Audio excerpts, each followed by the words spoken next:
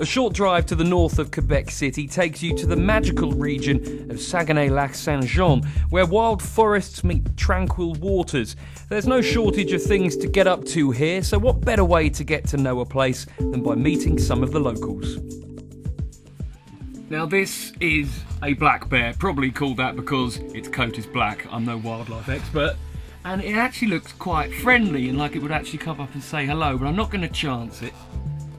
I'm not feeling very brave. The Zoo Sauvage Conservation Park lets you get face to face with some of North America's most impressive species, all in their natural environment. Here in the park we never go right next to the bear. We keep always a good distance between us and them. It's only the keeper, the person who feeds them, that can go a little more closer. If not, we will stay in vehicle, train or bus or things like that. My favorite animal is the elk because his antler is really big. It can grow to 1.75 meters. So that's a big antler, really impressive, and it's a proud animal. He always go the nose a little up like that, and so that's my favorite animal. The park is full of creatures both great and small, and a fascinating way to observe them is by taking to the water. Here we can do a canoeing activity, so we go on the lake in the nature trail park. Often we see bear, moose, caribou. We can see also Musk Ox that can be there around the lake, so we go by canoe and can approach them differently. This really is a fantastic way to see the wildlife here. You can see the caribou there, the ones with the massive antlers. But the reason we're quite a few yards from the bank is because of the musk ox just to the right. Now, it's not because they're scared of us, it's because we've got to be wary that they may come charging into the water, which will be a little bit dangerous. Although, having said that, with my wonderful camouflage life jacket here, they probably can't see me. And if you really want to experience living in the natural world, then how about a spot of camping?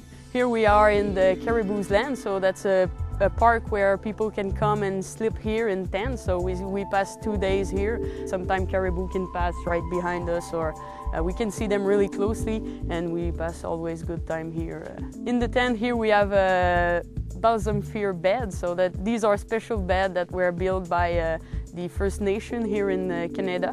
So that was the kind of bed they were used before having a big bed like we know it today. Getting back to nature is very much part of the culture here, and there are many ways to do it. This is Poitéon National Park on the bank of Lac Saint-Jean, and the best way to explore it is by bike. There's a nice cycling trail that are making all the turn of the Poitéon, which is about 45 kilometers long. This is really nice to do because you will have a possibility to see the different kind of habitat that we can see inside the point. The path really is very flat indeed, so it's a very easy cycle ride. So even if you don't do much cycling at home, there's nothing really to worry about, no dangers here whatsoever. And if you do keep your eyes out, sometimes you might see a beaver building its dam. If you're really lucky, if you're here during the right season as well, you might see some moose, which is always very jolly when you're out for a cycle ride, something you don't really see when you're cycling back at home.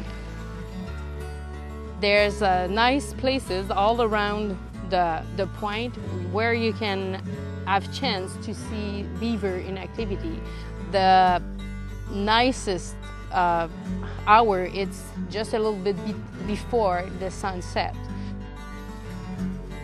And once you've explored the land, it's time to explore the lake itself, which means taking to the beach.